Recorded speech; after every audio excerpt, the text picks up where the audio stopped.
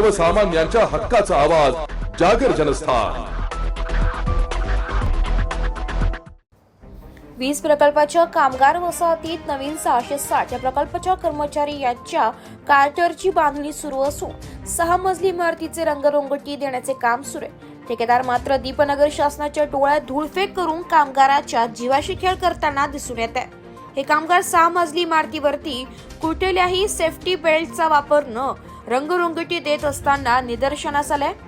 एक कामगार दुसऱ्या कामगाराला दोराच्या साहाय्याने एका पाटीवरती कुठल्याही सेफ्टी बेल्ट नसताना दोराच्या साहाय्याने रंगरंगोटी करण्यासाठी खाली सोडताना दिसून आलाय। याबाबत सेफ्टी अधिकारी यांचे दुर्लक्ष होताना दिसून आलंय। काही वर्षांपूर्वी 6 मजली इमारतीवरती मधमाशांचा पोळ काढण्यासाठी कंत्राटी कामगार चढला असता सेफ्टी बेल्ट नसल्यामुळे त्याचा इमारतीवरून पडून जागीच मृत्यू झाल्याची घटना घडली होती।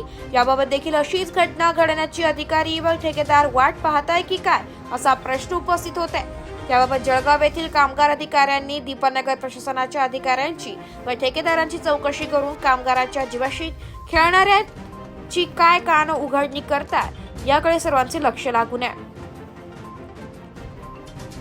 जागर जनस्थानसाठी प्रतिनिधी सुमित निकम भुसावळ।